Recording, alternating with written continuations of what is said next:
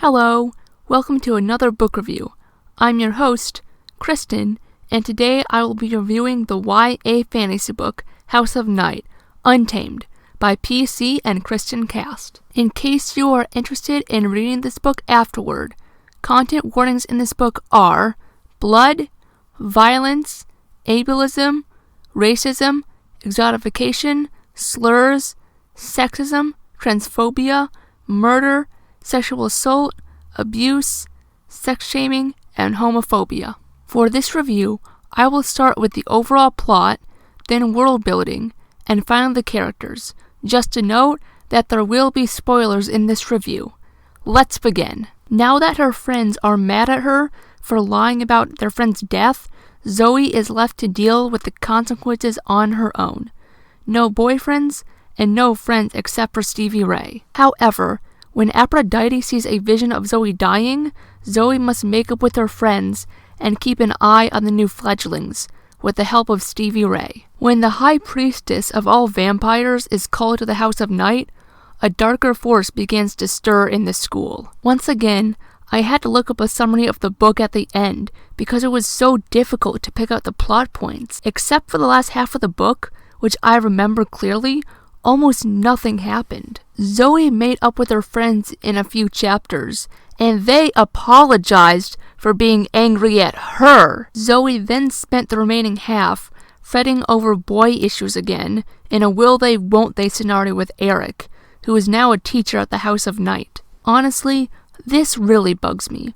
Writers have a rule of thumb where the current goals or a bit of the plot must be established by at least chapter 5. These books only do this at the end, which makes the plot rushed and sloppy. The second half appropriates Cherokee myth. The story introduces the reader to Kelowna, a fallen immortal who once served Nyx. Once Kelowna fell to Earth, however, he was worshipped as a god. Eventually, he became a sexual predator.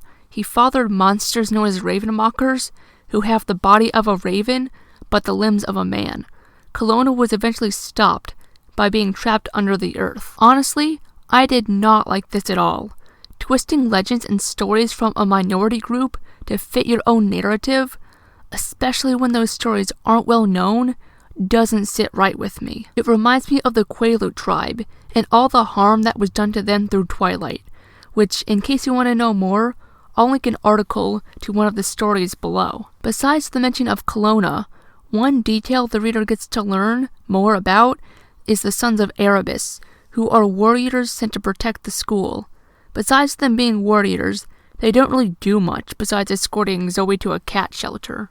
The second detail that is learned is about the High Council that rules over all vampires. Apparently, the council elects a new High Priestess when the old one dies, and said priestess rules for her entire life. Finally, there is the concept of the Queen to see Sigilli, which, according to a book, is a witch in Cherokee legend who can kill with her mind. I did try to look it up, since it means owl witch, and although I did find that Cherokee myth does associate owls with healers and doctors, it didn't say anything about mind powers. In this book, although Zoe is less racist, she's still very judgmental, especially when it comes to other religions and people. For instance, although Zoe never tells her friends at the beginning that Neferet was evil, she gets annoyed when her friends look happy to see Neferet. Zoe also still bullies her friends. She constantly sex shames Aphrodite for just acting interested in and flirting with a guy. Never mind that Zoe had been cheating on 3 people at the same time 1 book ago. In another scene, she constantly snarks and grumbles about Aphrodite getting a cat, despite how getting a cat is a massive sign of acceptance into the vampire society. Zoe also hates on the cat and calls it ugly, despite said cat never doing anything wrong. As for Stevie Ray, there's not much to her character besides world building and moving the plot slowly along. For instance, after changing into a red vampire, Stevie Ray cannot be out in the sun and also must drink more blood than the average vampire. The biggest conflict revolving around Stevie Ray is how to present the red fledglings, which is a point that ends up being solved quickly and then recapped 3 separate times. In this book, Aphrodite cannot catch a break. She has horrible visions of people dying that leaves her eyes bloody. Zoe makes fun of her cat, and Aphrodite is now human.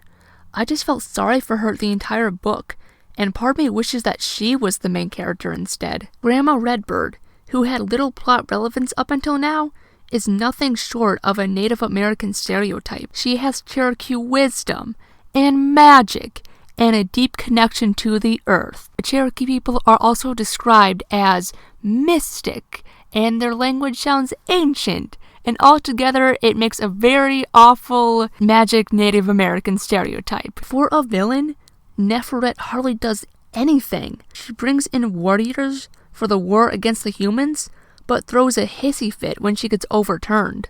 At this point, her emotions flip so fast and so intensely, it's frustrating that no one else is suspicious of her. Neferet does end up killing the High Priestess, finally, a murder, but then completely forgets about Zoe and company, aka the only people who can stop her.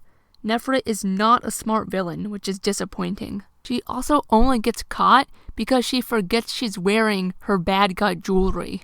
Overall, I give this book 1 star. The writing was jumbled and clunky, and the climax toward the end was just too easy. Zoe and her friends escape by literally walking out the trapdoor in their circle, while fledglings are being killed around them. There was no hurry and no sense of danger. Most of the novel was just recapping or sitting around whining about what they had to do. I hope the writing improves in the next book.